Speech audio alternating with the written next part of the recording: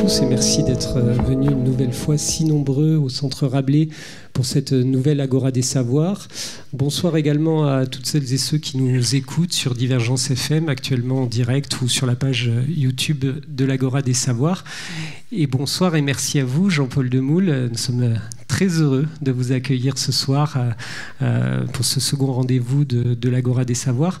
D'autant plus heureux que vous avez été un des tout premiers invités de la manifestation en 2010. Vous faites partie des 5 ou 6 premiers à avoir dit oui à l'Agora des Savoirs à l'époque où la manifestation commençait. Donc merci. Je rappelle à l'attention du public que vous êtes préhistorien, professeur émérite de proto-histoire européenne à l'Université Paris 1 Panthéon-Sorbonne et membre honoraire de l'Institut universitaire de France. Vous avez participé à l'élaboration de la loi française sur l'archéologie préventive et à la création de l'Institut national de recherche archéologie préventive, connu sous le nom de l'INRAP, évidemment, que vous avez présidé de 2001 à 2008. Et pour dresser aussi les champs de vos recherches à grands traits, on peut dire que vos travaux ont porté et portent sur la néolithisation de l'Europe, sur les sociétés de l'âge de fer, mais aussi sur l'histoire et le rôle de l'archéologie, sur les usages sociaux, politiques et sur les mésusages de la discipline. Quelques jalons bibliographiques que je vais rappeler brièvement. Il y a une naissance de la figure, l'art du paléolithique à l'âge de fer, ça c'était chez Hazan en 2007, vous étiez d'ailleurs venu en parler lors de cette fameuse première fois.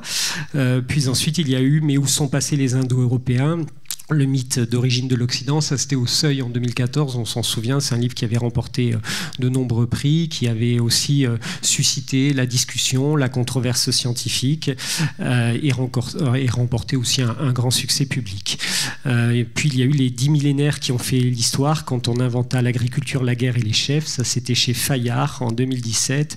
Et pour ne pas être trop long, je citerai encore une histoire des civilisations, comment l'archéologie bouleverse nos connaissances, ça c'était un ouvrage collectif à la découverte que vous aviez co-dirigé avec Dominique Garcia et Alain Schnapp. Et si nous vous recevons ce soir, c'est à l'occasion de la parution de votre nouveau livre aux éditions Payot cette fois, Homo migrans, de la sortie d'Afrique au grand confinement. Un livre dans lequel vous retracez la préhistoire et l'histoire globale des migrations à travers les âges, à travers les millénaires et même les millions d'années. Finalement, en refermant le livre, on se dit que le propre de l'homme, c'est peut-être d'être migrant. Évidemment, on avait très envie de vous entendre ce soir nous parler de ce livre parce que ce thème des migrations résonne de manière forcément très puissante aujourd'hui. On sait que la question migratoire ou les questions migratoires ont été au cœur d'un certain nombre de questions politiques, là aussi d'usage et de mésusage politique de la question des migrations et d'instrumentalisation à des fins polémiques, politiques ou électoralistes. Et puis la deuxième raison pour laquelle on est aussi très heureux de vous entendre parler de ce phénomène des migrations, c'est que paradoxalement, on a connu, il n'y a pas si longtemps que ça, une période d'arrêt, une période d'immobilisation, alors que l'homme n'a cessé de bouger, de se déplacer, de marcher et de courir dans tous les sens et à travers le globe. Il y a quelques mois, et pendant une période assez longue, nous avons tous été mis à l'arrêt. Il nous semblait donc que ces deux raisons et beaucoup d'autres faisaient de vous un invité idéal pour ce soir. Et nous sommes très impatients de vous entendre, tellement impatients que je vous propose d'aller nous donner cette conférence et puis on se retrouve après pour un débat avec la salle.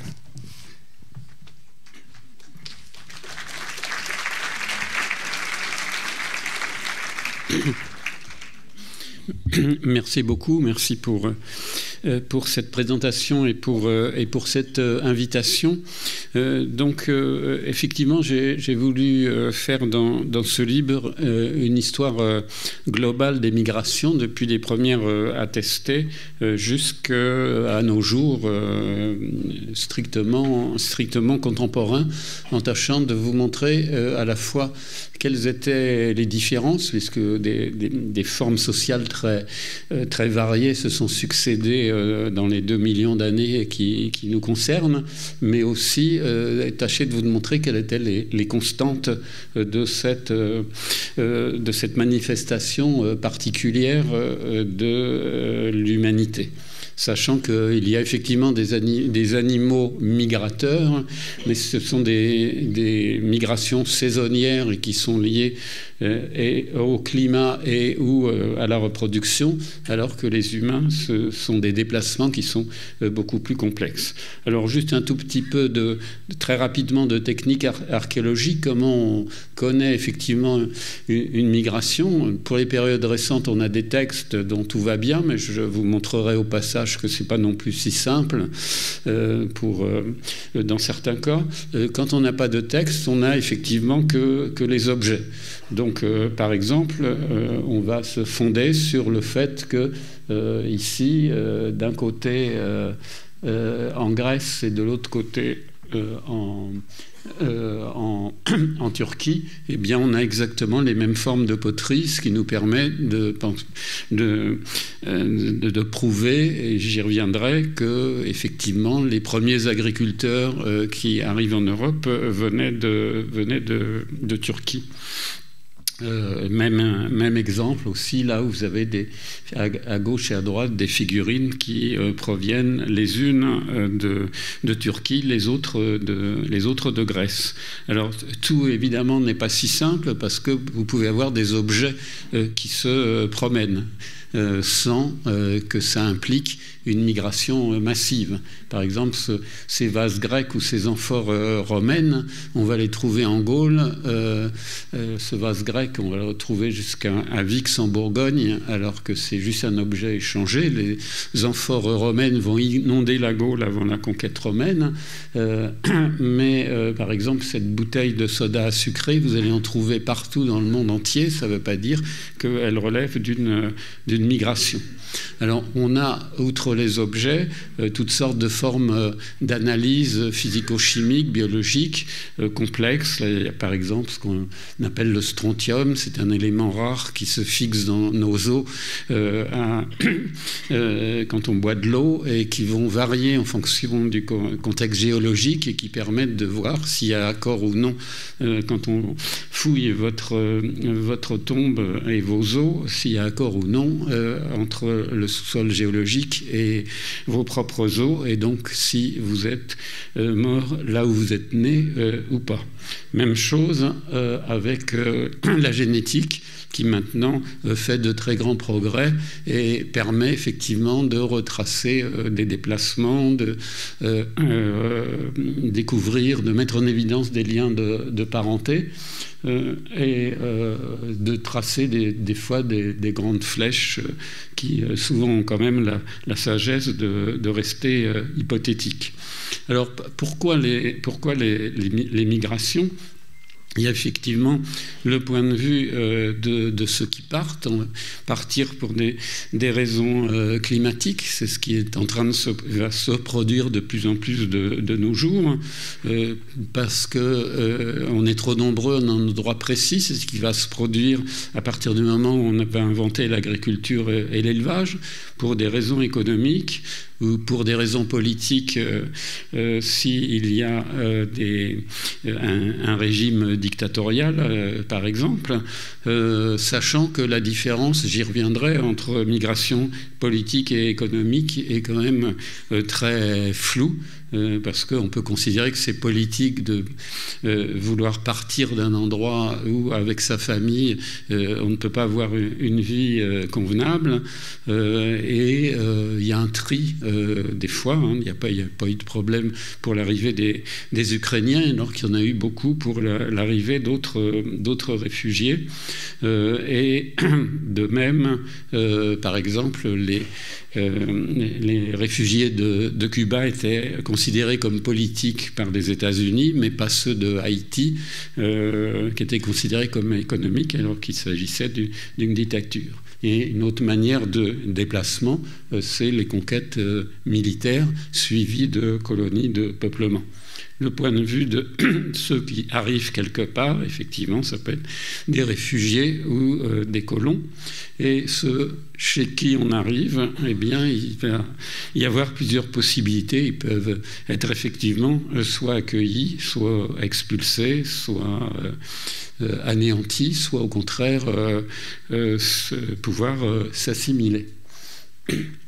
Donc, quelles sont les différentes formes de migration liées à des formes successives humaines? Si je remonte très, très loin dans le temps, ça c'est notre ancêtre commun, vous reconnaissez, commun à l'ensemble des primates.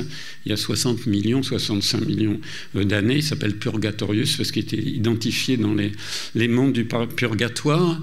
Et au fil des années et de la sélection naturelle vont apparaître toute une série d'êtres humains dont vous avez toutes sortes de variétés, y compris le Homo sapiens qui est caché quelque part au fond. Alors, les premières formes mieux identifiées, c'est il y a 3 à 5 millions d'années, c'est ce qu'on appelle les australopithèques, c'est la fameuse Lucie popularisée par le regretté Yves Coppens. Là, on n'a pas d'indice qu'il y aurait eu des migrations, sinon de petits déplacements. Les autres primates habitent dans un territoire dans lequel ils se déplacent en fonction des ressources, mais n'ont pas tendance à migrer. En revanche, au fil des années, émerge à partir d'entre 1 et 2 millions d'années Homo erectus, qui lui va être le premier à sortir, comme on dit, d'Afrique. Homo erectus, c'est le premier aussi à domestiquer le feu, à partir d'au moins 1 million d'années. C'est le premier à faire des outils aussi inutilement symétriques, comme ce qu'on appelle dans notre jargon des bifaces, ce qui veut dire qu'au fil de l'évolution naturelle, la sélection naturelle et de l'évolution, il y a aussi un attrait pour des formes qui soient belles, ce qu'on appellerait le design maintenant.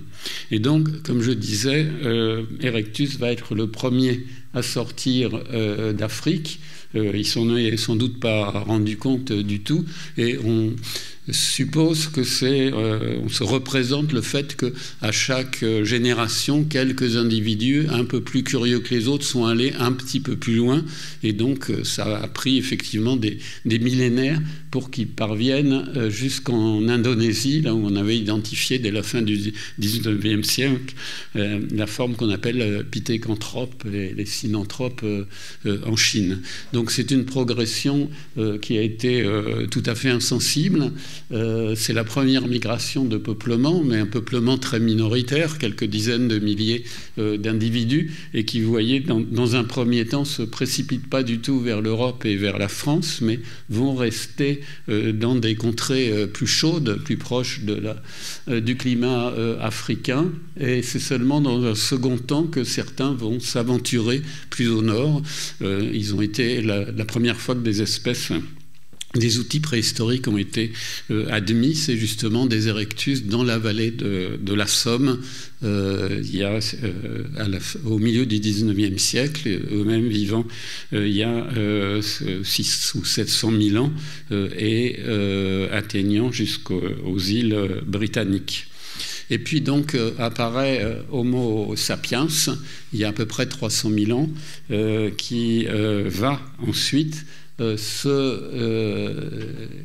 cette fois se répandre dans l'ensemble du globe en quelques dizaines de milliers d'années. Dans un premier temps, comme Erectus, il va partir vers l'est, rester dans des régions chaudes, et va atteindre l'Australie il y a 50 000 ou 60 000 ans, et c'est seulement à partir de 40 000 ans qu'il va se diriger au contraire vers l'Europe et atteindre notre territoire. Donc ce sont des petites sociétés de quelques dizaines de milliers, quelques dizaines d'individus qui nomadisent en fonction des ressources saisonnières. Et il y a 12 000 ans, quand on va rentrer dans l'actuelle période tempérée, l'actuelle interglaciaire, on estime qu'il n'y avait pas plus de 2 ou 3 millions d'Homo sapiens sur l'ensemble du globe. Et c'est là qu'il va se passer la rupture la plus radicale dans l'histoire d'Homo sapiens, c'est l'invention de l'agriculture et de l'élevage. Pourquoi à ce moment-là? À la fois parce que effectivement on entre dans une période interglaciaire, donc on peut faire de l'agriculture, et deuxièmement parce que Sapiens continue à évoluer. Ça faisait 100 000 ans qu'il était dans une période froide, et là avec un cerveau de plus en plus complexe, il arrive dans des conditions environnementales meilleures, et c'est quand même préférable d'être sédentaire plutôt que nomade, et donc l'agriculture va se répandre. Sans rentrer dans le détail, c'est la projection des foyers ici entourés de pointillés, des foyers d'invention de l'agriculture, et avec les espèces animales et végétales, et projetés sur les zones climatiques, ce qui vous montre que c'est dans les régions plutôt tempérées que l'agriculture a été inventée. Et l'agriculture, avec la sédentarité plus une nourriture sécurisée, fait que, alors que les chasseuses-cueilleuses avaient en moyenne un enfant tous les 3-4 ans, les agricultrices des sociétés traditionnelles, y compris la France de la première moitié du XXe siècle, avaient quasiment un enfant tous les ans, même si beaucoup mouraient en bas âge.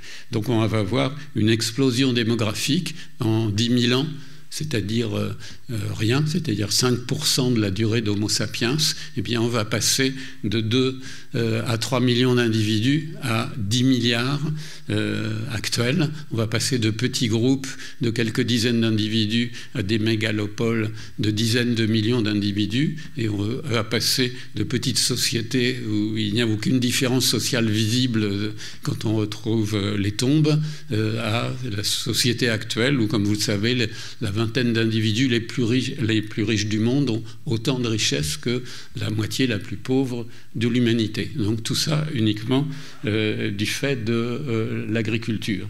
Et sur ce graphique, vous voyez ici, c'est l'époque des sapiens paléolithiques pendant la dernière glaciation.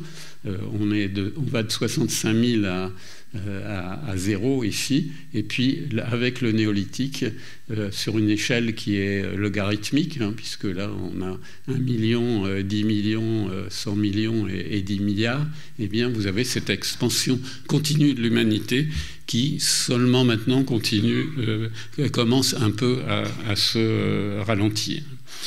Ceci va avoir 6 principales conséquences. Donc, comme on vient de le voir, l'augmentation continue de la population, le fait donc qu'il va falloir sans arrêt nourrir plus de gens sur une planète finie, donc il va falloir sans arrêt inventer.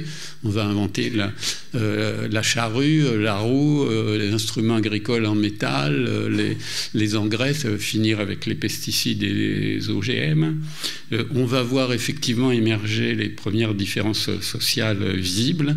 On voit que la violence qui a sans doute toujours existé entre mâles humains, parce qu'elle est attestée même dans les petites sociétés de chasseurs-cueilleurs, eh bien là, elle va se systématiser entre des communautés territorialisées et de plus en plus nombreuses. Et vont se développer les épidémies, parce que les maladies ont toujours existé. Mais là, d'une part, on va se concentrer, se confiner avec des animaux domestiques qui apportent de nombreuses maladies, ce qu'on appelle des zoonoses, sans compter les animaux dits commensaux, comme les rats et leurs puces, mais en plus dans des communautés qui sont stables et qui sont de plus en plus nombreuses, les épidémies vont pouvoir se développer beaucoup mieux.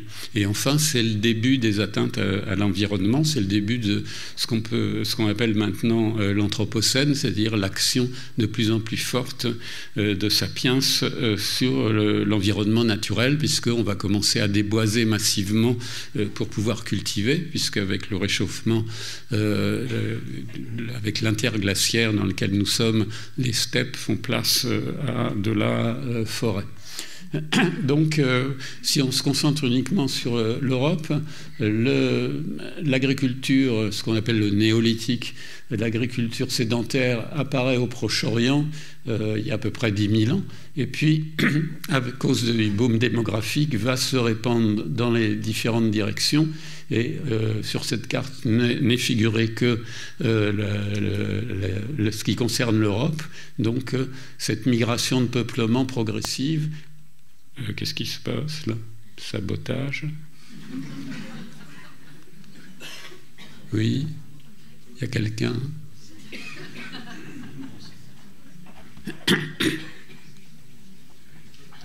Ah, c'est revenu. Il a suffi que vous vous déplaciez pour que ça se mette à remarcher. La machine a eu peur. Donc à partir du Proche-Orient, l'ensemble de la péninsule balkanique va être occupé, et puis progressivement, en 2000 ans, à peu près entre 6500 et 4500, c'est l'ensemble de l'Europe qui va être occupé, avec un courant qui suit la Méditerranée, parce que ces gens-là, visiblement, préfèrent rester dans le même environnement et climat qu'au Proche-Orient, et d'autres qui vont s'aventurer en Europe tempérée avec effectivement un climat différent.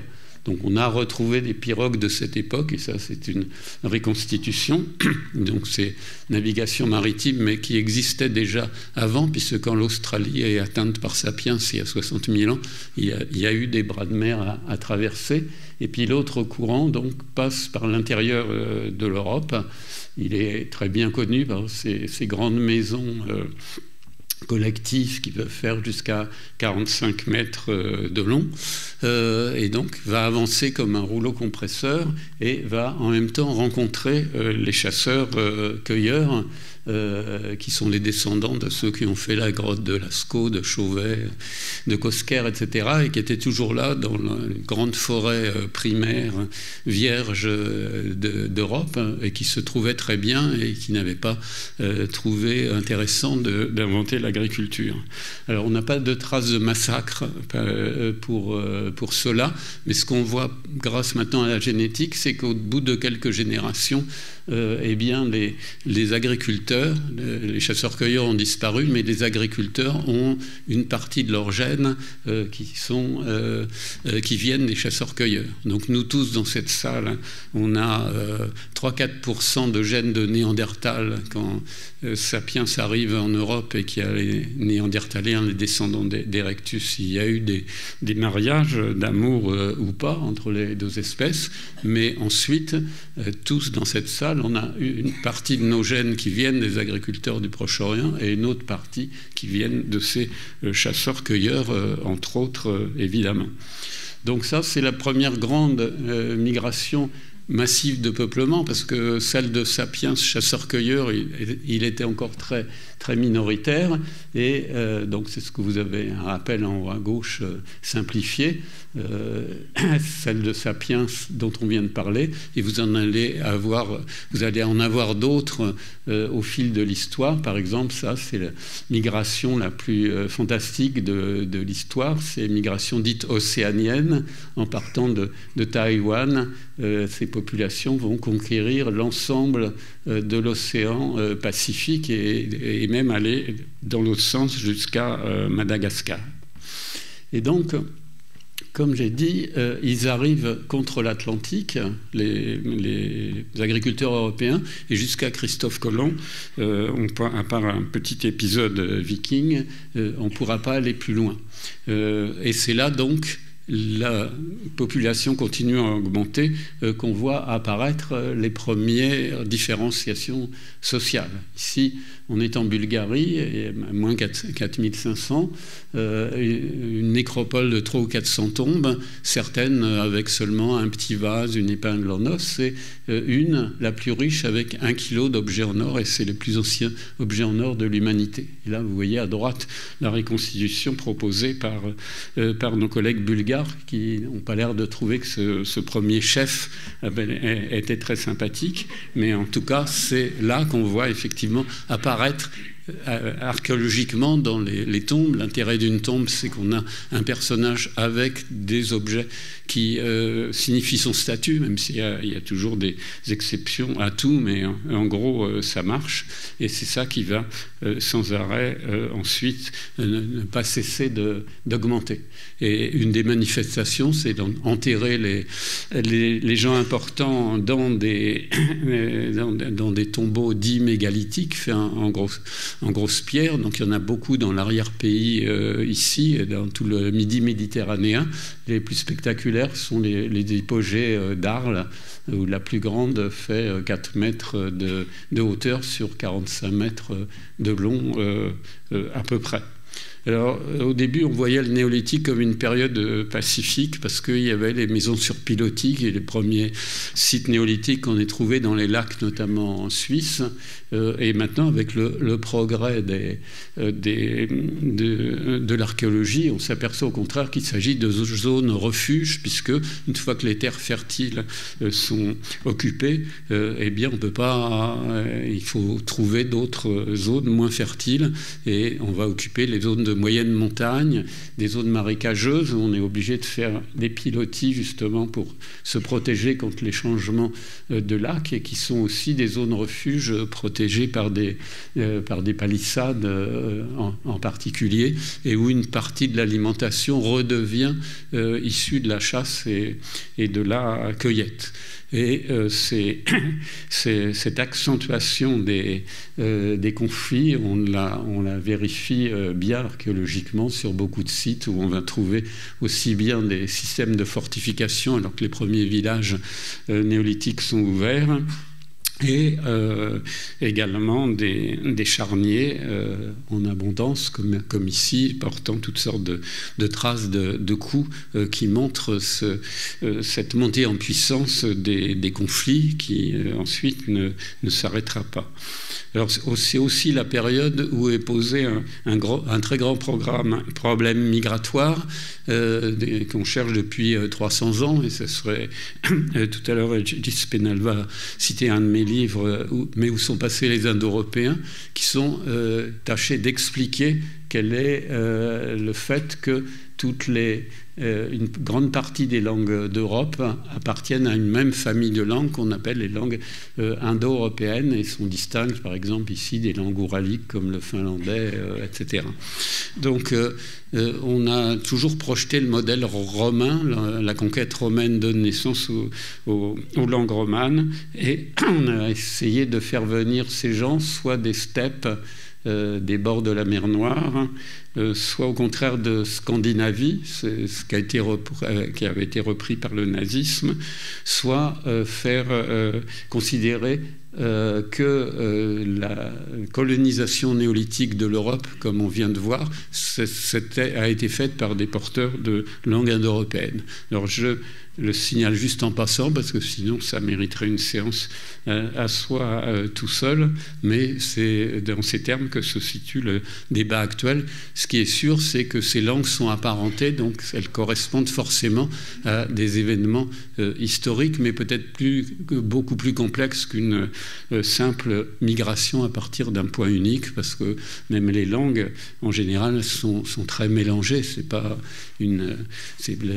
la suite, une famille de langues, c'est pas un arbre généalogique avec des séparations régulières.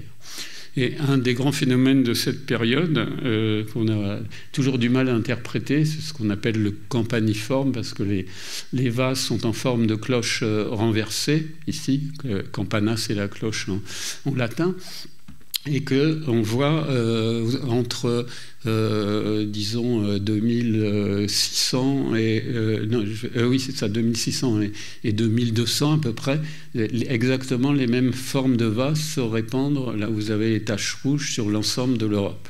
Et donc ça concerne en particulier tout le midi méditerranéen, et c'est tout à fait fascinant parce que quand on croise avec la génétique, eh bien le patrimoine génétique du gens du Nord et des gens du Sud est tout à fait très différent, alors que la culture matérielle est très proche. Donc voilà un exemple qui reste à résoudre et qui montre bien que cette question d'immigration est jamais aussi simple qu'on pourrait le penser.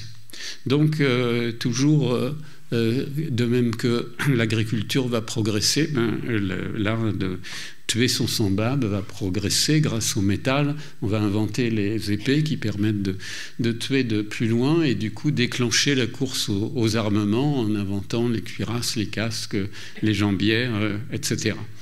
Et donc on va avoir, suivant les régions, des sociétés inégalitaires qu'on appelle à la suite de l'ethnologie des sociétés à chefferie, parce qu'il y a des chefs comme ce qu'on a vu à l'instant à Varna, mais on va avoir aussi des sociétés qui vont aller jusqu'aux États et aux premières villes à partir de 3500-3000 avant notre ère.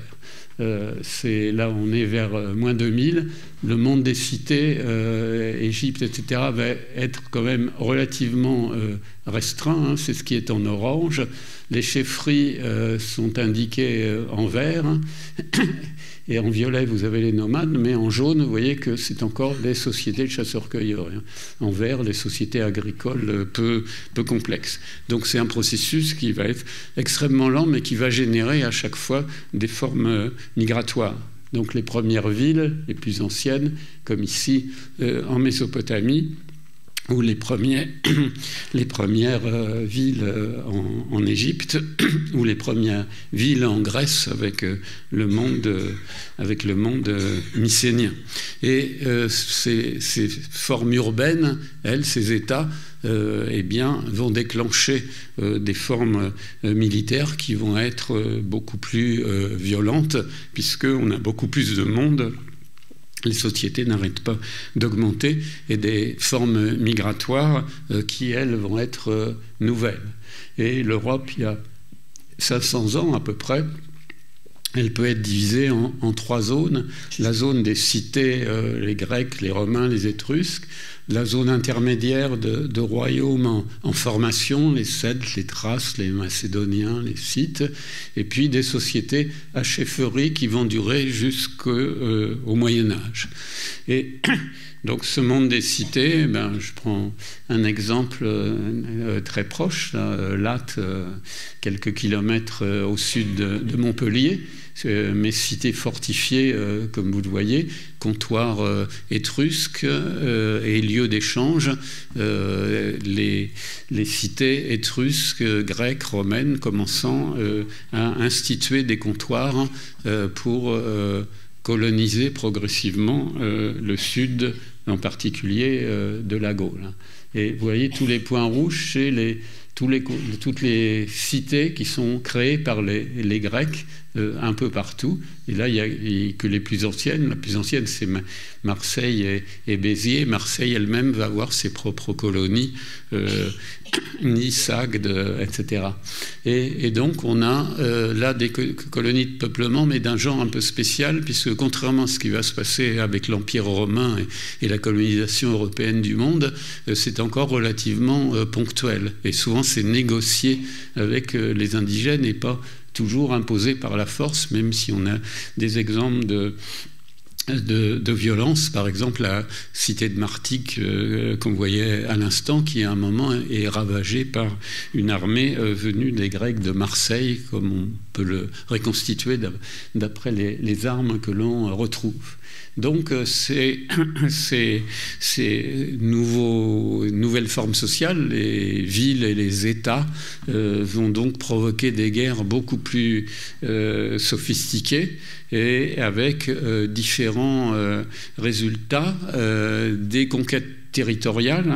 C'est le cas d'Alexandre, donc il va fonder un immense empire en partie éphémère, mais avec des parties qui vont rester durablement dans la main des Grecs, comme l'Égypte ou l'actuelle Turquie.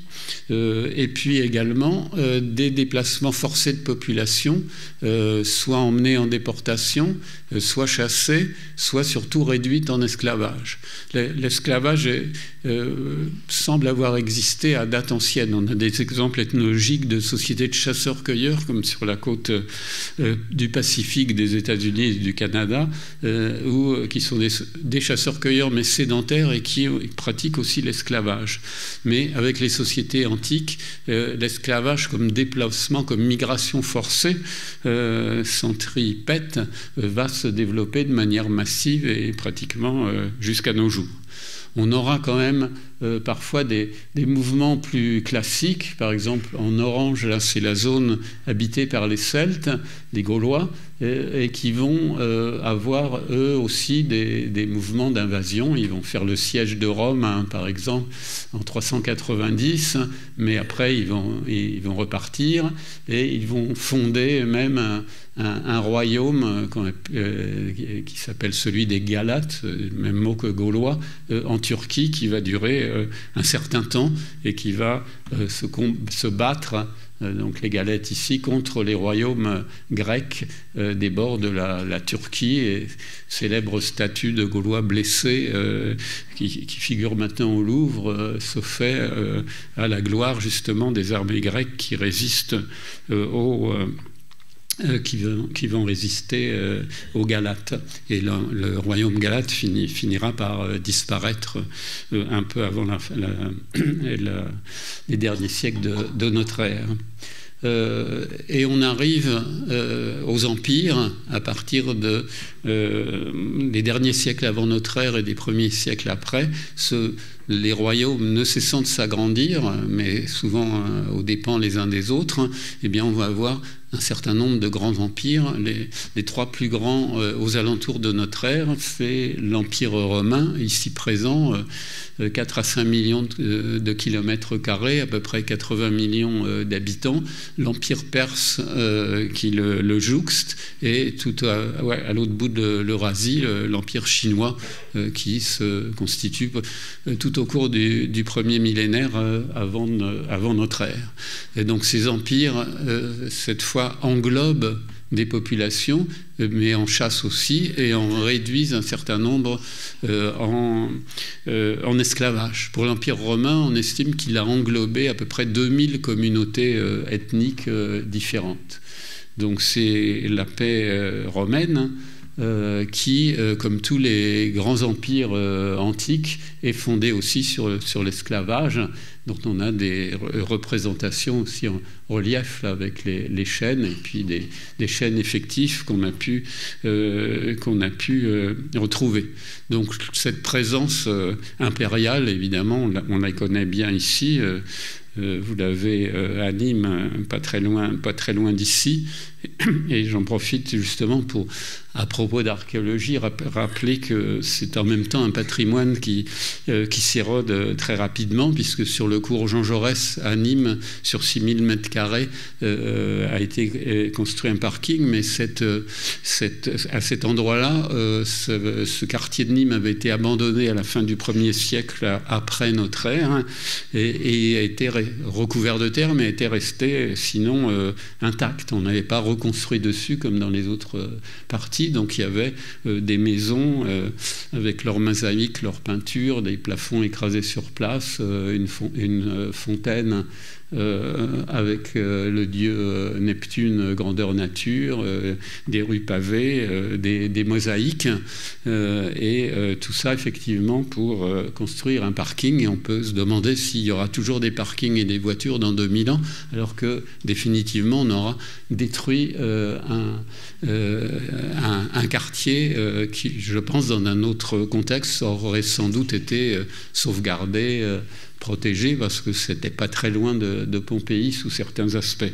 Alors certes, le parking vous remercie, mais c'est pas forcément une consolation suffisante, et on peut se demander des fois si ceci justifie cela. En France, par exemple, il y a autant de ronds-points que dans le reste de l'Europe, à peu près 20 000. Est-ce que tous ces ronds-points se justifient? Est-ce que ce ne sont pas quelquefois des indices de la proximité entre élus locaux, boîtes de BTP et ingénieurs de l'équipement? Je n'en sais rien, mais c'est une question que certains se posent. Pas moi, évidemment. Donc, le maire de Nîmes, qui était très fâché au début parce que la loi depuis 2001 fait obligation aux aménageurs de payer pour les fouilles, au début était très mécontent, mais quand tout a commencé à sortir de terre, ses administrés se sont émus, et donc à la fin il a construit ce beau musée de la romanité, si bien, ce qui prouve qu'on peut toujours se racheter. Donc après, on arrive aux invasions barbares. Donc les invasions barbares, théoriquement, on a des textes. On sait que les barbares arrivent, que l'empire paisible et sympathique de Rome est détruit par les affreux barbares. En fait, la réalité est beaucoup plus compliquée. C'est le mérite d'un historien actuel, Bruno de Mézil, d'avoir montré justement cette complexité. Là, c'est pour les adultes, son gros livre qu'il a coordonné, Les barbares, et il y a aussi les barbares expliqués à mon fils, si vous voulez l'expliquer à vos enfants. Parce qu'une des choses importantes, c'est que tous ces barbares sont quand même chrétiens. Ils sont pas catholiques au sens strict, c'est une variante du christianisme qu'on appelle arianisme, du nom du prophète, enfin de l'homme d'église Arius. Donc ils sont chrétiens.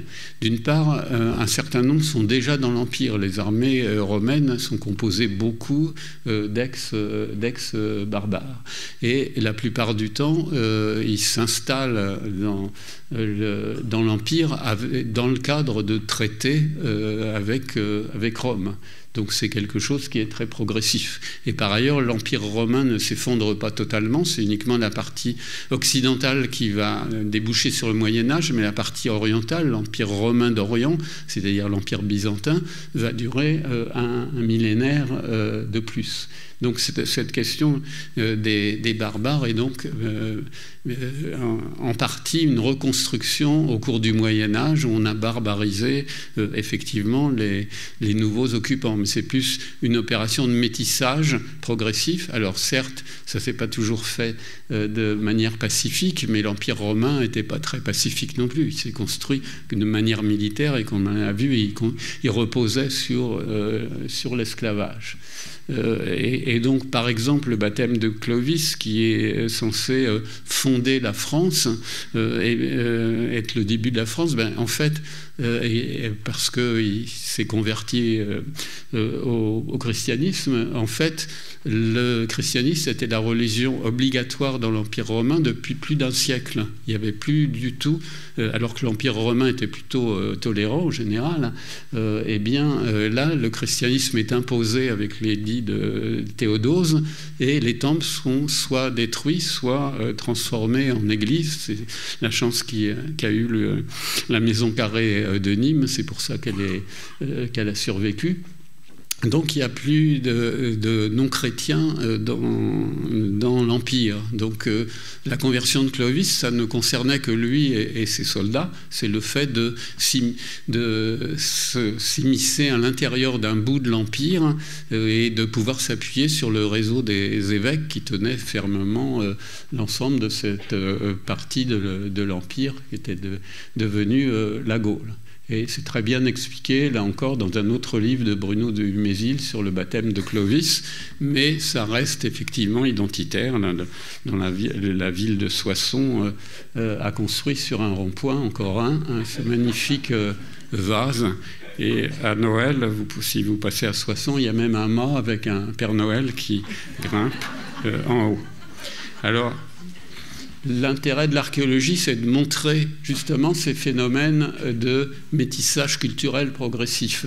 Là, c'est la tombe de Childéric, le père de Clovis, qui a été découvert à Tournai en Belgique. au XVIIe siècle, et vous avez à la fois des objets plutôt de type barbare, mais il a une bague où il y a écrit en latin Childericis Regis, le roi Childéric, ça appartient au roi Childéric qui se fait représenter en empereur romain. Donc vous avez toute une fusion culturelle qui se fait progressivement. Et l'archéologie le montre, c'est au hasard des tombes franques trouvées à Saint-Dizier, où vous avez un mélange d'objets culturellement romains et d'objets culturellement barbares. Et donc, est-ce que les Francs sont vraiment complètement nos ancêtres? J'y reviendrai brièvement tout à la fin, mais le système franc faisait qu'à la mort du roi, c'était partagé entre ses fils. Donc vous voyez, ce qu'on a là, c'est pas encore vraiment la France. Le Clovis peut être aussi bien revendiqué par les Allemands ou par les Belges. Même chose pour les Huns, qui sont décrits comme le fléau de Dieu, l'herbe ne repousse plus, etc. En fait, ils étaient très romanisés au point que la sœur de l'empereur, une certaine Gallia Placida, avait demandé Attila en mariage, et que c'était une des raisons de l'incursion d'Attila vers l'ouest. Il est battu au champ catalonique, quelque part en Champagne, mais en fait, les sources montrent que c'est pas les forces du mal contre le bien, c'est deux coalitions germaniques de circonstances dans les deux camps, beaucoup plus que des Huns contre des Romains. Je continue à descendre le cours de l'histoire. Une des formes migratoires, c'est les Vikings, qui vont faire toutes sortes d'incursions qui, certaines, seront sans lendemain. Ils atteindront même Terre-Neuve. Mais c'est eux qui vont fonder le premier État russe. Ici, si vous avez suivi les débats historiques sur l'Ukraine et la Russie, vous en avez peut-être entendu parler. Et puis, ils vont s'installer en Normandie. Nordman, c'est les hommes du Nord. Ensuite, progressivement, au cours du Moyen-Âge, une nouvelle forme migratoire qui apparaît et qui ne va pas disparaître ensuite, qui est liée au monothéisme, qui est liée aussi, bien sûr, à des intérêts à chaque fois militaires et de conquête. Mais il y a une nouvelle idée qui est le monothéisme, qui apparaît au début assez furtivement avec le culte d'Akhenaton en Égypte vers moins 1200, puis avec les Hébreux, mais qui va se développer avec le christianisme, puis avec l'islam. C'est l'idée complètement nouvelle et un peu bizarre qu'il n'y aurait qu'un seul Dieu et qui serait le seul vrai. Jusque-là, chaque peuple avait ses dieux. Si une ville perdait un combat, c'est que ses dieux étaient moins bons. Et donc, par exemple, dans la guerre de Troie, dans l'Iliade, eh bien, il y a des dieux des deux côtés et qui se battent entre eux. Mais l'idée que les dieux de vos adversaires n'existent pas et que c'est votre Dieu qui est à vous et que donc ça vous donne tous les droits, c'est une idée qui est effectivement complètement nouvelle et qui va donc s'exprimer aussi bien dans l'expansion de l'islam que dans les croisades, l'islam à partir du 8e siècle. Et donc ça, c'est toute la conquête de l'islam très rapide, en un ou deux siècles, qui va aller jusqu'à Narbonne, à peu près.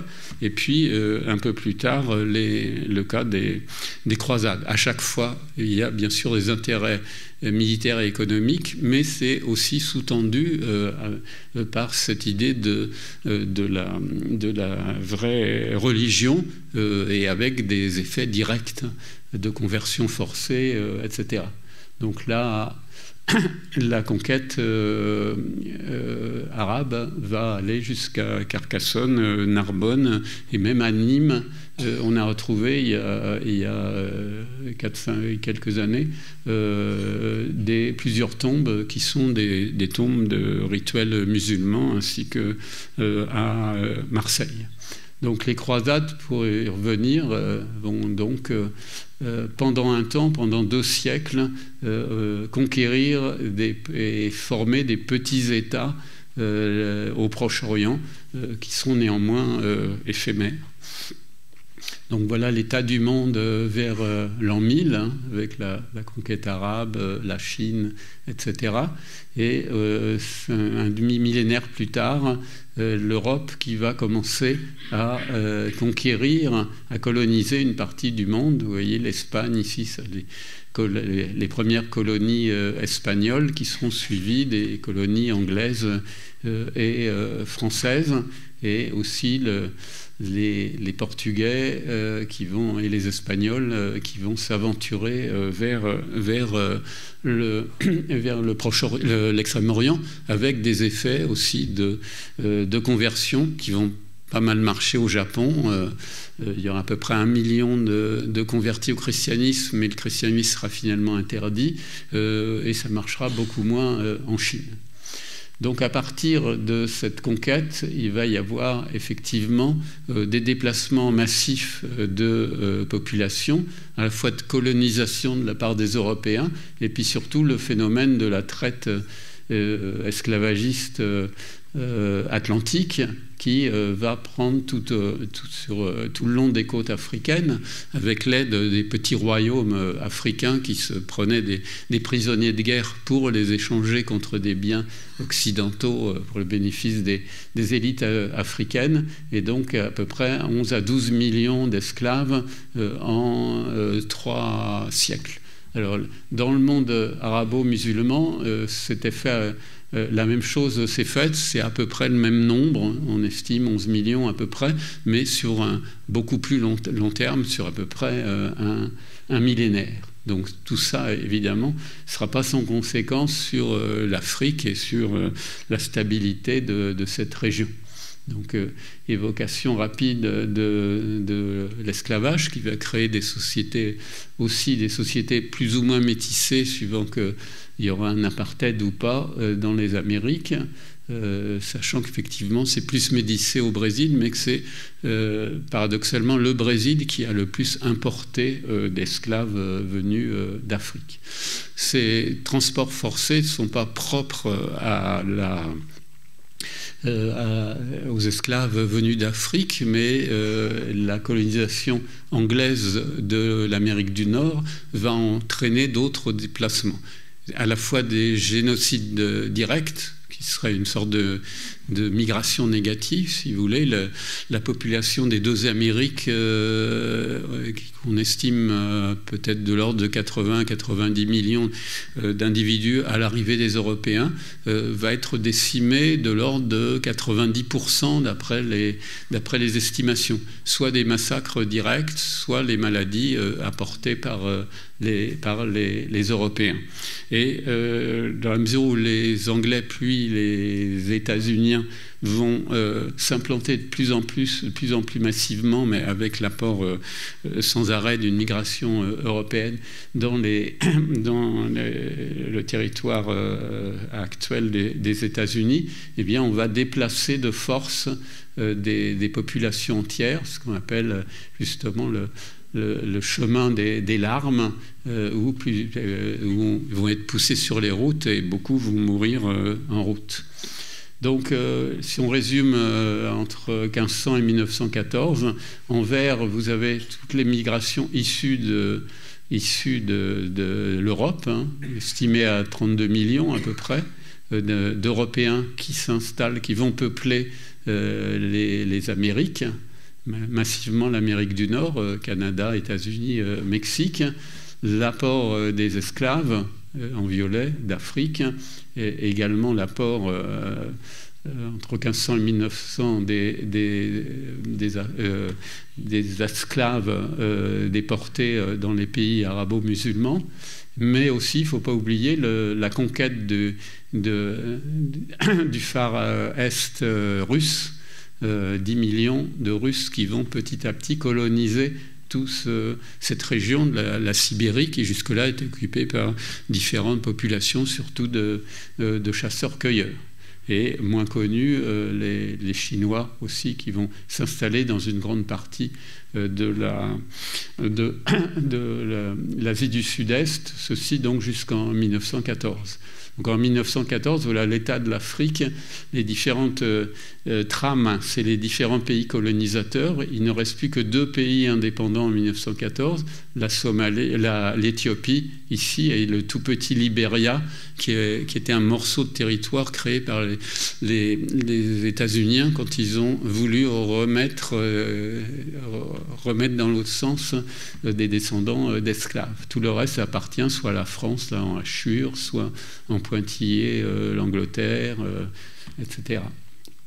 Et voilà l'Empire britannique, qui est le plus grand empire de l'histoire du monde, avec 33 millions de kilomètres carrés, aussi grand que l'Empire mongol, et qui n'a d'ailleurs pas duré tellement plus longtemps, parce que l'Empire britannique a duré 2-3 siècles.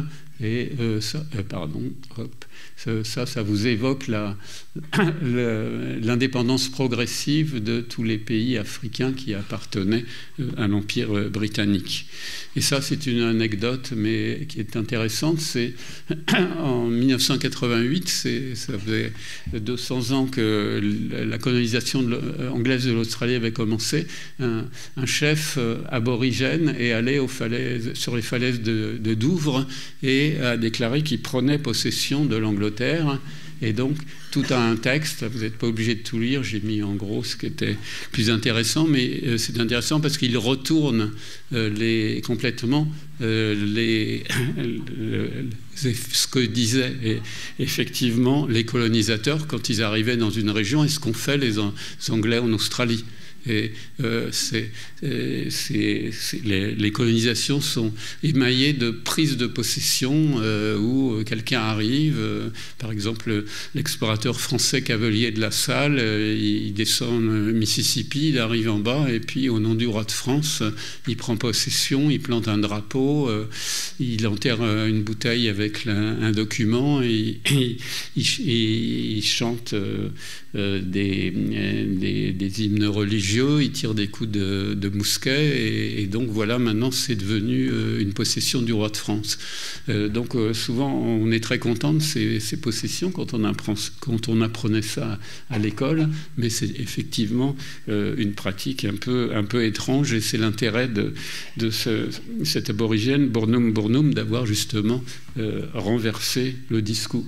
Donc j'évoque aussi en passant la colonisation française elle-même, qui commence avec l'Algérie assez tôt, donc dès 1830, mais qui va surtout se faire à la fin du 19e siècle, donc en violet, ce que sera la plus grande extension de l'empire colonial français, donc essentiellement le quart nord-ouest de l'Afrique, Madagascar, la Guyane, Saint-Pierre-et-Miquelon, et puis les comptoirs de l'Inde, et puis l'Indochine. Donc, ne pas oublier qu'effectivement, ça se fait essentiellement sous la Troisième République et avec l'idée qu'on apportait la civilisation, on mettait fin à l'esclavage, et donc on peut comparer effectivement ce mouvement de colonisation, de peuplement avec ce que fait Guillaume le Conquérant quand il va conquérir l'Angleterre, ou la vision des barbares telle qu'on l'a eue tout à l'heure. Et ultime, avant-dernière forme d'exode, ça va être la révolution industrielle, l'exode rural, qui attire dans les grandes villes, dans les grandes métropoles, de plus en plus de paysans pauvres qui vont devenir le prolétariat qui va construire la révolution industrielle. Donc pendant tout le 19e siècle, mais aussi et le 20e, mais aussi les réfugiés politiques. Il y en a toujours eu. Une partie des colonies grecques, souvent, c'était aussi des réfugiés politiques dans l'Antiquité. Mais là, ça va se généraliser avec les régimes autoritaires du 19e et du 20e siècle. Donc, par exemple, le génocide arménien, plus d'1 million de morts, donc, dont une partie vont arriver à Marseille. Les pogroms en Europe orientale contre les Juifs, que ce soit en Russie, en Biélorussie, ici en Roumanie, non pas fait par les Allemands bien qu'en 1941, mais par la police roumaine ici. la guerre d'Espagne. Donc il y a beaucoup, dans le sud de la France, comme vous savez, des descendants de réfugiés espagnols.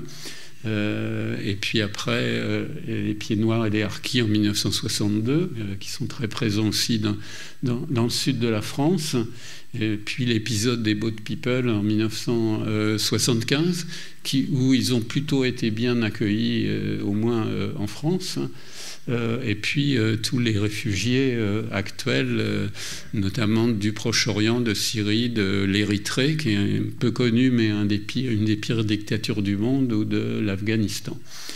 Et comme autre forme qui continue, eh bien les raids militaires comme les Gaulois à Rome ici, ou les Vikings qui débarquent, eh bien on a ça aussi, par exemple, avec l'arrivée des armées américaines en Irak, ou l'armée russe en Afghanistan. Et on peut comparer effectivement ici toutes les colonies grecques un peu partout, les points d'appui, mais qui ne sont pas une conquête territoriale gigantesque. La carte que vous avez en bas à droite, c'est toutes les bases américaines dans le monde qui, vous voyez, émaillent l'ensemble de la Terre, qui ne sont pas des colonies de peuplement, mais qui permettent effectivement de tenir le monde. Et bien sûr, sans commentaire, après la désintégration de l'Union soviétique, les renouveaux des conquêtes de l'ex-empire russe. Et on en arrive aux migrations donc contemporaines. Vous avez en violet les zones d'où les gens partent pour des raisons politiques ou économiques, et puis en vert les pays d'accueil. Et vous avez en rouge, c'est plutôt la fuite des cerveaux, c'est des intellectuels qui partent pour être mieux payés, et en bleu plutôt la main-d'œuvre pauvre. Ouais, une autre vision. Avec ce qu'il faut se rappeler, c'est que la grande partie des migrations sont internes à chaque continent. En Afrique, 80% des migrations se font à l'intérieur de l'Afrique. Et l'ultime forme de migration qui ne va faire que s'accentuer, c'est les migrations environnementales. En rouge, c'est toutes les zones les plus exposées, à la fois soit à la remontée des eaux, là par exemple au large du Bangladesh, eh bien on a évacué déjà 1,5 million de personnes de la grande île côtière du Bangladesh. Il y a les régions qui vont être de plus en plus désertiques, et une partie des printemps arabes, notamment en Syrie, était née d'une crise environnementale. Et puis dans le Grand Nord, avec la fonte des sols gelés, eh bien, il y a des équilibres aussi de l'ensemble des bâtiments, entre autres. Et si bien que là, de 1900 à nos jours, vous voyez augmenter en bleu, c'est toutes les catastrophes liées au climat qui n'arrêtent pas d'augmenter de manière très notable. Vous voyez, on est passé de 71 à 3200 en 2007. Alors, est-ce que c'est la fin des migrations ? Puisque, comme le disait Régis Penalva en entrée, on a vécu un épisode d'immobilisation. Et de fait, maintenant, une bonne partie de la guerre se fait par missile, par des gens qui sont dans des bunkers et qui ne bougent pas. Le sport, ça se fait de plus en plus dans des salles ou en courant autour de son pâté de maison. Les marchandises, grâce à Amazon et autres, elles arrivent directement. Et ça a effectivement fait exploser les chiffres de la vente en ligne pendant le confinement. Donc le télétravail également. Et donc, on pourrait penser que c'est une tendance lourde de l'humanité. Avec le néolithique et l'invention de l'agriculture et l'élevage, on invente les premiers confinements. On ne sort plus de sa maison que pour cultiver ses champs autour du village. Et avec les premières villes, on n'a même plus besoin de sortir puisque les nourritures arrivent chez les commerçants et que plein d'activités sédentaires se développent avec les villes, les artisans, la bureaucratie, aussi le clergé, la police, etc. Donc il y a et avec les villes, on développe l'écriture qui permet de communiquer avec quelqu'un sans le voir pour la première fois, et l'écriture elle-même va utiliser des moyens de transmission de plus en plus rapides, le parchemin, le papier, l'imprimerie, le télégraphe et donc Internet. Donc il y a effectivement une tendance lourde. Alors on va chercher des contre-exemples. On dit, bah oui, il y a les migrants, mais est-ce que les migrants, leur but, c'est pas de se promener indéfiniment, c'est de pouvoir de nouveau se sédentariser dans un endroit qui soit plus sûr. Et les derniers nomades qui existent encore un peu, comme vous savez, il y en a notamment dans notre région, notamment en Camargue, eh bien, ils sont en général plutôt mal vus. Les seules formes de migration qu'on aurait, c'est le tourisme, effectivement, qui concerne à peu près 10% à peu près de 10 à 15% de l'humanité. Donc on ne peut pas dire oui, mais il y a le tourisme, on se promène partout. En fait, ça ne concerne qu'une petite partie de l'humanité, c'est à peu près 10% du PIB mondial. Et de plus en plus de sites naturels comme le Mont Blanc ou Stonehenge ou les alignements de Karnak sont fermés, commencent à être fermés ou contingentés parce que justement il y a trop de monde.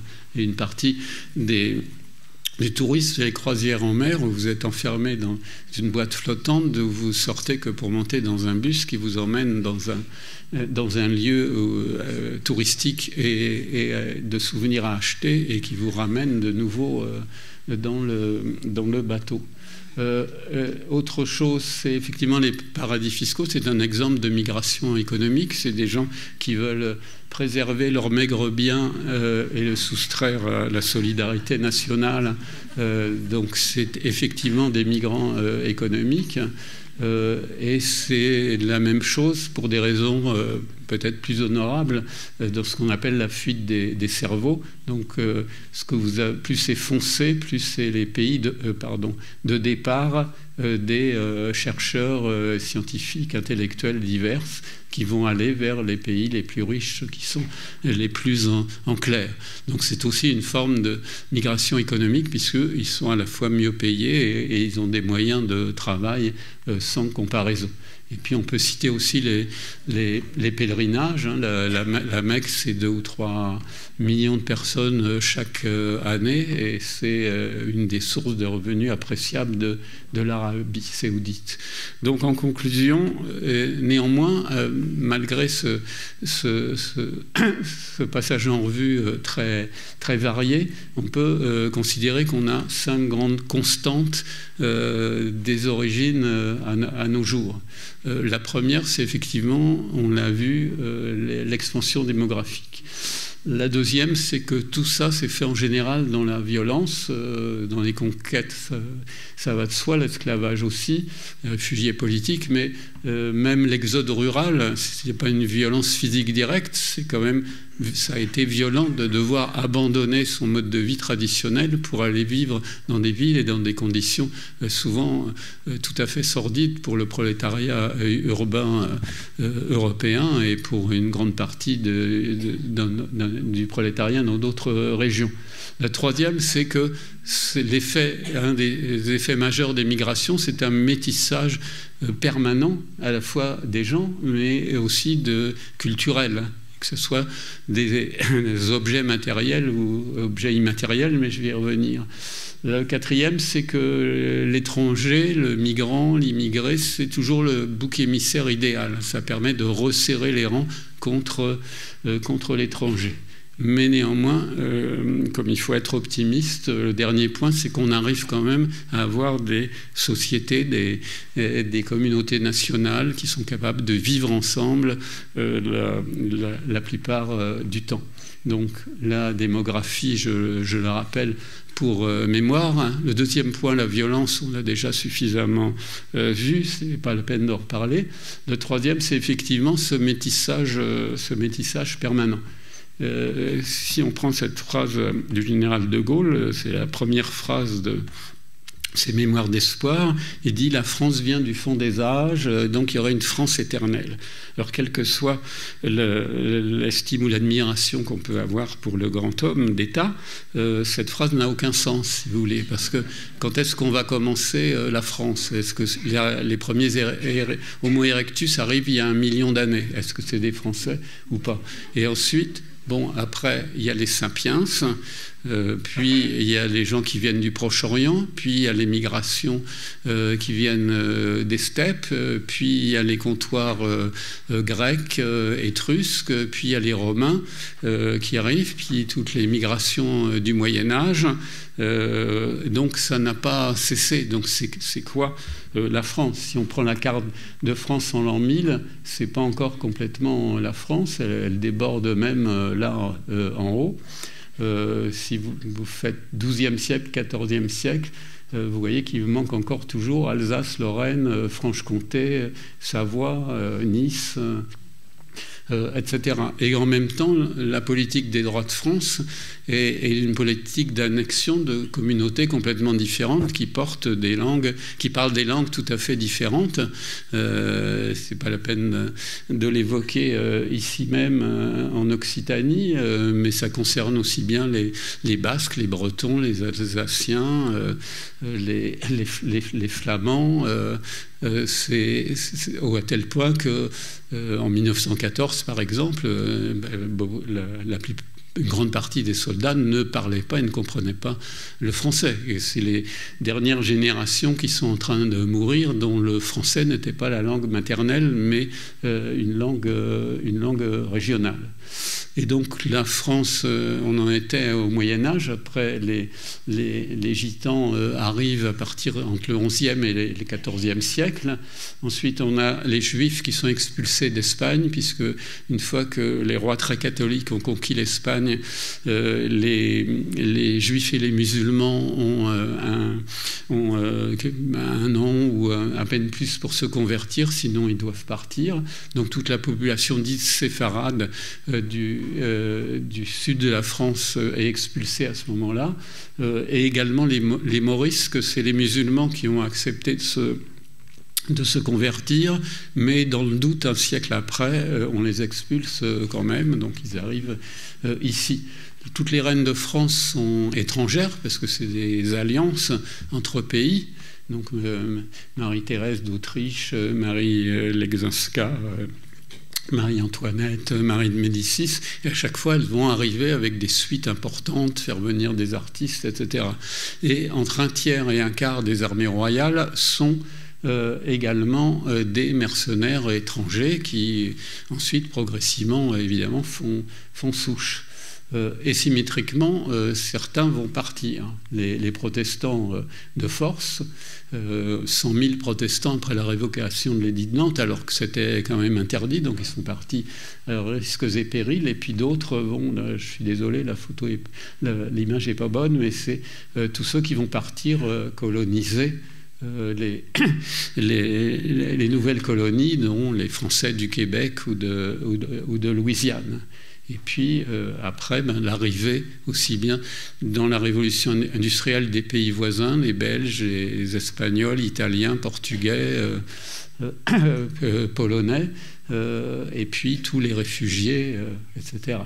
Si bien qu'on arrive effectivement vers une culture de masse. Par exemple, les jeans, qu'on appelle denim en anglais, puisque c'est censé venir de Nîmes, il y en a 2 milliards de fabriqués chaque année, donc tout le monde en porte de par le monde, et aussi bien cartes bancaires, drogue, virus, et toutes sortes d'objets que vous connaissez qui sont entièrement uniformes. Et si on prend les 4 plats préférés des Français dans l'ordre, vous avez le couscous, la pizza, le hamburger et la choucroute, qui certes est française, mais de justesse. Donc, à la fin, l'étranger comme bouc émissaire. et avec une relation toujours extrêmement ambiguë. Parce que c'est les travaux notamment de l'historien Paulin Ismar. À Athènes, toute la haute bureaucratie, 2000 personnes, l'équivalent des énarques, à Athènes, étaient des esclaves pour justement se prémunir contre un risque de prise du pouvoir. Et la police, c'était des archers scythes, CYTH, qui étaient également des esclaves. Dans les armées, l'armée romaine, comme je disais tout à l'heure, prend beaucoup va intégrer très rapidement des auxiliaires gaulois puis germains et de plus en plus. Les armées royales, je l'ai dit à l'instant, et j'ai pris l'exemple de la Légion étrangère, mais on a ça dans toutes les armées du monde. Alors avec un rapport ambigu, parce qu'effectivement, l'étranger, il peut être amusant. Donc c'est le Banania Yabon, c'est la malheureuse Joséphine Baker, rentrée bientôt au Panthéon, mais avec sa ceinture de banane, etc. Mais globalement, ça reste quand même le bouc émissaire, celui qui permet de resserrer les rangs et celui qui est la cause forcément de tous les maux. Et donc je rappelle, comme vous le savez sans doute, qu'il y a eu des massacres d'ouvriers italiens à Aigues-Mortes à la fin du 19e siècle, et des cas aussi à Marseille. Donc quand on entend aujourd'hui les nouveaux migrants, ils sont pas comme nous, ils mangent pas comme nous, ils sont inassimilables, ils ont une sexualité menaçante, ils sont pas habillés pareil. Il faut reprendre les textes de l'époque contre les Italiens, contre les Arméniens. Quand les Arméniens arrivent à Marseille, 60 000 à peu près, ils ne sont pas accueillis à bras ouverts comme des réfugiés. Ils sont habillés comme des Turcs, ils mangent comme des Turcs et ils ne sont pas bien traités du tout. Et même chose pour les ouvriers polonais, etc. Et quand les réfugiés espagnols arrivent en 1939, une partie de la presse titre l'arrivée de l'armée du crime. Donc c'est effectivement une constante et c'est pas du tout nouveau les discours qu'on peut entendre aujourd'hui, même si en général parmi les immigrés, les derniers arrivés essaient de fermer la porte au nez des suivants. Et donc mon ultime point, qui sera ma conclusion, parce qu'il faut rester pessimiste dans ce monde, c'est qu'effectivement on arrive quand même à vivre ensemble, plus ou moins bien, traversé effectivement aussi par des crises politiques et des crises économiques. Mais c'est Ernest Renan, dans un célèbre discours sur qu'est-ce qu'une nation, dit une nation, c'est un plébiscite de tous les jours. C'est-à-dire que tous les jours, finalement, si je suis français, c'est parce que je décide de l'être et de vivre avec mes autres concitoyens. C'est pas parce que je descendrai de Vercingétorix, de Charlemagne ou de Clovis. C'est pas la génétique et la France éternelle depuis Homo erectus qui me font de moi un Français. C'est le fait, effectivement, ce désir permanent de vivre ensemble malgré tout. Et Ernest Renan, ça a plus d'un siècle, mais donc un livre très récent de l'historien Pascal Horry, qu'est-ce qu'une nation, membre de l'Académie française, qui montre un point de vue tout à fait contemporain sur la nation.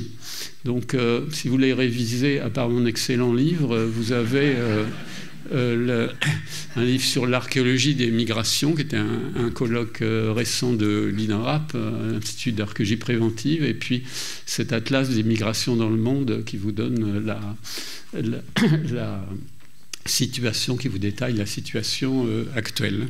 Voilà, je vous remercie de votre patience.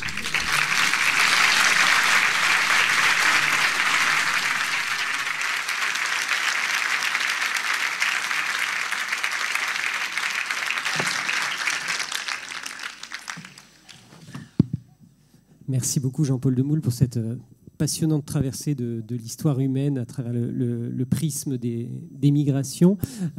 J'imagine qu'il va y avoir pas mal de réactions ou de questions dans le public. Une brève question quand même de ma part sur la genèse de ce livre. Il est paru, je crois, en mars 2022. Oui, il est paru au mois de mars et mon éditrice chez donc Payot, Sophie Bajard, voulait absolument qu'il sorte au moment de la campagne électorale parce qu'elle pensait que ça pouvait intéresser le thème des migrations. Mais en fait, il n'y a pas eu de campagne électorale. Et c'est plutôt bien qu'on n'ait pas tant parlé que ça des migrations, puisque, comme vous le disiez en introduction, on en parle souvent très mal. Donc voilà. Et puis en plus, il y a eu la guerre en Ukraine, qui certes est une forme migratoire, mais qui a un peu pris le devant sur l'actualité. Donc c'était en débattant avec elle que le livre a pris forme. Et effectivement, on a tout fait pour qu'il sorte au mois de mars à ce moment-là, mais j'ai dû le commencer il y a 3 ou 4 ans à peu près. Et donc finalement, sans parler de visée militante, est-ce qu'on peut quand même dire que ce livre, au-delà de sa dimension scientifique et d'érudition, avait une visée politique, c'est-à-dire celle de dédramatiser la question migratoire dans un contexte où celle-ci semblait devoir enflammer le débat? J'ai en tout cas pas voulu faire un livre militant parce que ce serait contre-performant à mon avis. J'ai voulu faire un livre d'histoire, si vous voulez, qui est un livre politique au sens large, au sens de la polis, P-O-L-I-S, qui est la cité en grec, c'est-à-dire effectivement d'exposer ce que c'est, comme vous le disiez, de dédramatiser, de montrer qu'il y a toujours eu des migrations, quelles sont leurs différences, quelles sont leurs ressemblances, quelles sont leurs constantes. Donc j'ai pas voulu faire un livre militant au sens propre. Je pense que je peux être légitime comme archéologue et comme historien. Après, chacun a ses opinions politiques, même si effectivement le fait de montrer un certain nombre de choses peut avoir un effet politique. Mais en tout cas, c'est plus pour donner un certain nombre d'éléments factuels au débat actuel. Et alors, une brève question de pure curiosité. Comment ils ont fait nos ancêtres pour arriver en Australie? Parce que c'était un sacré exploit. Ils avaient le même cerveau que nous, en gros. Donc, ils étaient aussi malins. Donc, effectivement, en Australie, pendant les périodes glaciaires, comme une grande partie de l'eau du globe est stockée dans les glaces, le niveau de la mer descend de 150 mètres. C'est pour ça que la grotte Cosquer, à côté de Marseille, l'entrée est à 40 mètres sous l'eau actuellement. Mais en fait, elle était en pleine terre et même sur des hauteurs. Donc même quand la mer descend de 150 mètres, pour arriver en Australie, qui à l'époque, à ce moment-là, comme la mer est quand même plus basse, est réunie avec la Nouvelle-Guinée. C'est un sport de petits continents qu'on appelle Sahul, que les géographes appellent Sahul. Et donc il y a quand même des bras de mer importants, plusieurs dizaines de kilomètres.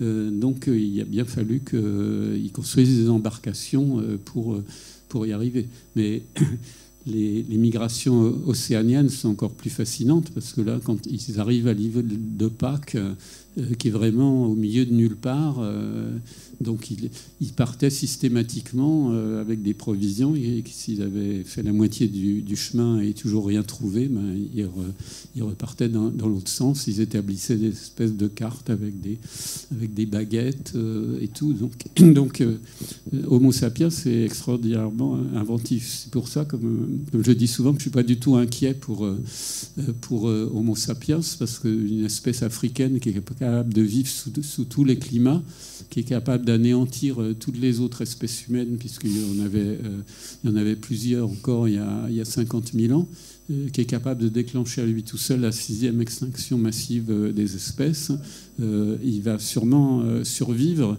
et s'adapter. Simplement, les conditions climatiques qui arrivent feront qu'il y aura certainement des conflits, qu'il y aura sans doute des millions ou des dizaines de millions de morts, mais comme on n'était que 30 ou 40 000 au départ, il en restera quand même suffisamment, ou même 1 ou 2 millions au moment de l'invention de l'agriculture. Donc c'est vraiment pour ça que je vais vous faire partager mon optimisme, comme je l'avais fait pour pour l'idée de vivre ensemble. Puisqu'il s'agit de vivre ensemble, on va prendre désormais les questions du public. Il y a des micros qui sont disponibles. Je veux bien poser la première question. D'abord, je vous remercie pour cette belle conférence et j'adhère à votre conclusion. Cependant, je voudrais poser la question, combien de générations faut-il pour se sentir sédentaire d'un endroit, c'est-à-dire l'inverse, parce qu'on voit d'appartenance à un endroit? Je pense que c'est de l'ordre de 3-4 générations Voilà. Globalement. Un des indicateurs, c'est le taux de fécondité. On sait que les femmes qui viennent de régions à fort taux de fécondité, ce qui terrorise tout le monde, au bout de 2-3 générations, elles ont le même, si on prend le cas de la France, elles ont le même taux de fécondité que les Françaises de souche, si tant est qu'il y ait des Français de souche, comme j'essayais de vous le montrer. Donc je pense que quand on voit quelqu'un comme M. Zemmour, qui à l'origine est un juif d'Afrique du Nord, qui nous donne à nous, les Français de souche, puisque je suis berrichon, moi, qui nous donne sur combien de générations de francitude, on voit qu'il suffit de pas grand-chose, de pas longtemps. C'est encore une autre raison d'être optimiste.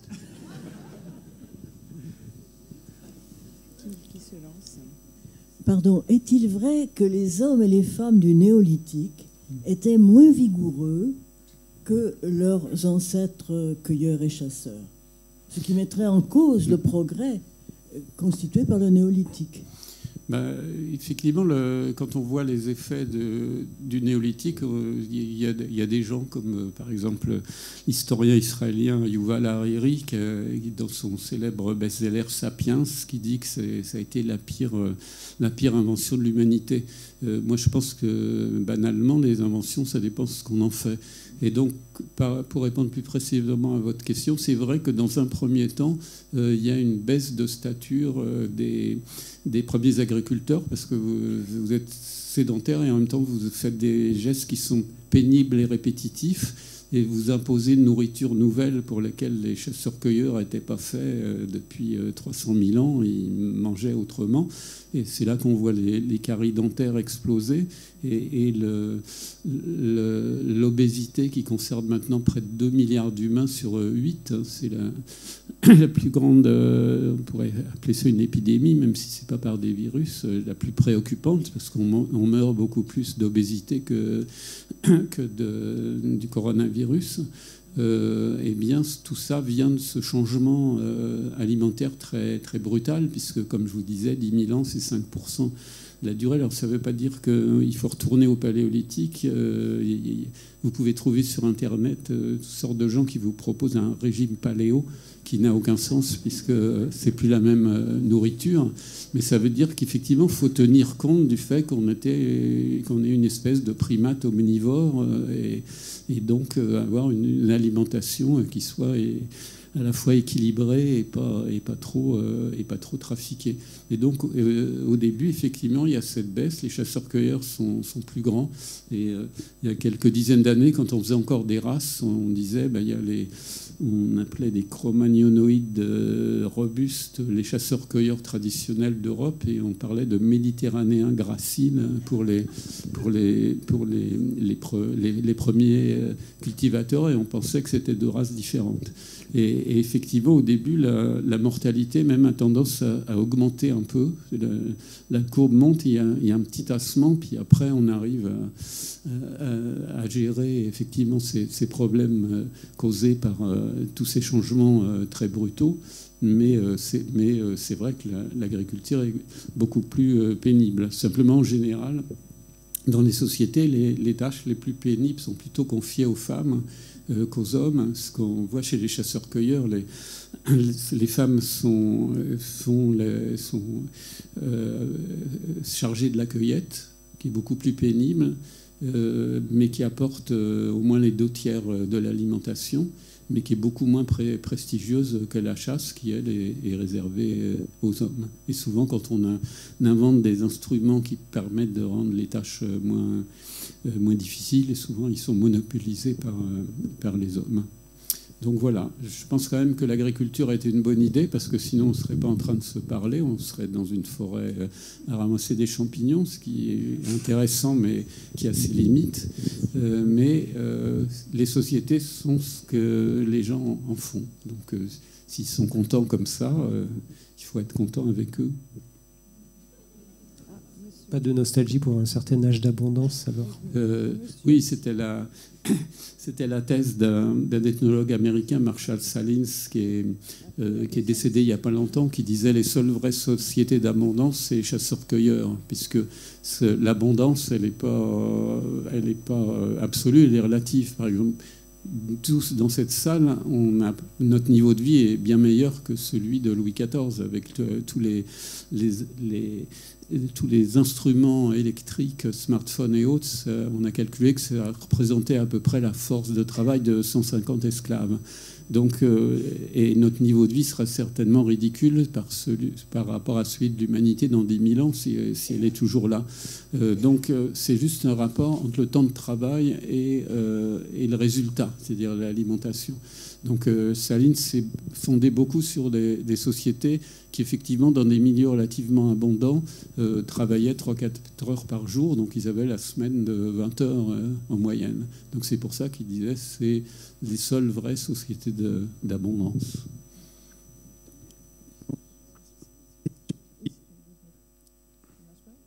Il y a une question là. Je me pose toujours des questions relatives au peuple tzigane qui n'est pas sédentarisé et quelque part je les admire, mais je ne comprends rien. Comment ça se passe, comment ils sont, comme ça, voilà. D'une part, il y a un débat sur l'origine des tziganes, parce qu'il parle des langues qui sont reliées aux langues de l'Inde du Nord. Donc il y a l'idée qu'ils viendraient de l'Inde du Nord, mais historiquement, on ne les identifie, donc, comme je disais, au milieu du Moyen-Âge qu'à partir des Balkans. On n'a rien avant. Donc on les appelle des fois gypsies à cause de l'Égypte, ou bohémiens parce qu'ils étaient censés venir de Bohême, etc.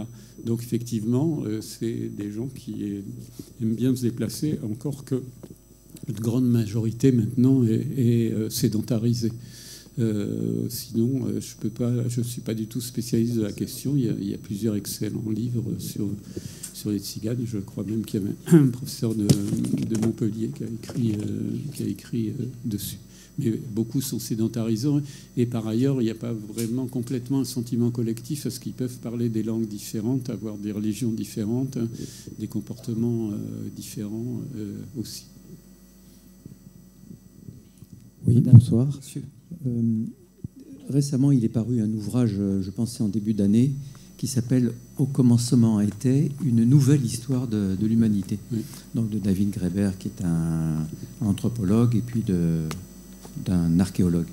Et donc, je ne l'ai pas lu, cet ouvrage, il est assez important. J'ai lu quand même le 4e de couverture, et ça m'a assez surpris. Il raconte, toujours dans ce petit texte de la 4e de couverture, on est parti des chasseurs-cueilleurs avec des petits clans, puis ensuite le néolithique, l'agriculture, la propriété privée, puis les villes, la civilisation, les guerres, le patriarcat, l'esclavage. Bon. Qu'est-ce que vous avez un regard sur ce travail, si vous avez eu le temps de découvrir? Oui, je connais bien ce travail. J'avais fait l'article nécrologique dans la revue L'Obs au moment de sa mort. C'est tout un courant qu'on appelle l'anthropologie anarchiste, si ça vous intéresse. J'ai fait une conférence sur l'anthropologie anarchiste que vous pouvez trouver facilement sur Internet. Alors, donc il travaille avec un archéologue, David Wengrow, qui est spécialiste plutôt de l'archéologie du Proche-Orient. Donc ils ont la thèse que l'histoire humaine, c'est pas un chemin de fer fou avec des sociétés de plus en plus compliquées, mais qu'il y a eu des bifurcations. Qu'il y a des moments, par exemple des sociétés paléolithiques, où on peut voir d'éventuelles différences de richesse, qu'il y a pu y avoir des villes, hein, comme les cités de la civilisation de l'Indus il y a 4000 ans, ou comme certains moments dans la ville de Teotihuacan au Mexique, où on ne voit pas de traces de différences sociales. Donc on pourrait avoir des sociétés complexes, mais qui ne seraient pas très hiérarchisées. Alors globalement, c'est un gros livre, comme vous disiez, 600 ou 700 pages. C'est un best-seller, il a été traduit dans une trentaine de langues. Le titre anglais est The Dawn of Everything, l'aube de toute chose. C'est l'éditeur français qui a appelé ça au commencement était. Donc, à la fois, j'ai trouvé ce livre tout à fait intéressant. Par ailleurs, tout n'est pas si nouveau. C'est le sous-titre anglais comme français, c'est une nouvelle histoire de l'humanité. C'est pas si nouveau qu'on sache que c'est pas effectivement complètement une courbe montante, mais qui a régulièrement des moments de résistance justement à des sociétés trop oppressives, ce qu'on appelle des révolutions, qu'il y a effectivement des sociétés qui ont fait le choix de l'agriculture et d'autres à environnement égal qui ne l'ont pas fait. Donc c'est pas si nouveau que ça, et certains des exemples archéologiques, sans entrer dans les détails, me paraissent quand même contestables sur le fait qu'il n'y aurait pas de hiérarchie, d'inégalité dans telle ou telle grande métropole. Cela dit, je trouve que c'est un livre très intéressant, donc si vous avez du temps, n'hésitez pas à le lire. C'est ce que j'ai fait moi-même. On va prendre une dernière intervention de Madame Laroux. Bonjour, déjà merci beaucoup pour votre conférence, c'était très intéressant, j'ai appris plein de choses. Et je voudrais juste savoir, qu'est-ce que vous répondriez aux personnes qui sont hostiles à la migration, en fait, qui sont toujours en train de dire oui, à cause des migrants, etc. Enfin, avec vos mots, en fait, qu'est-ce que vous diriez pour qu'ils soient un peu plus... Enfin, voilà. Je pense plusieurs choses. Je pense qu'effectivement, comme j'essayais de le montrer, l'étranger, il est toujours suspect. Le mot barbare, c'est les Grecs qui l'ont inventé. Barbaros, c'est celui qui ne fait que des borborigmes. C'est celui qui ne sait pas parler grec, donc qui est forcément un barbare. Donc constamment, dans toutes les sociétés, vous avez les barbares. En Chine, il y a toujours les barbares, qu'ils soient proches ou lointains. Donc l'étranger est toujours suspect. Donc ça, il n'y a rien de nouveau. Ce que je disais tout à l'heure, les discours qu'on entend actuellement sur les migrants contemporains, vous pouvez avoir exactement les mêmes sur les Italiens, dont on dit maintenant que pas du tout, ils sont blancs, et ils sont chrétiens, donc tout va bien. Mais c'est pas du tout ce qu'on disait à l'époque. Voilà. Et sinon, à mon avis, effectivement, le vrai et unique problème, c'est celui de l'intégration. C'est-à-dire, à partir du moment où vous parquez des populations pauvres dans des quartiers eux-mêmes pauvres, avec peu de services publics, etc., eh bien, vous avez effectivement, il se constitue des ghettos urbains qui vont être nombreux, qui sont des effets de la pauvreté. Et donc, à chaque fois, chaque nouveau président de la République dit on va faire un plan Marshall pour les banlieues. Ensuite, il ne se passe pas grand-chose.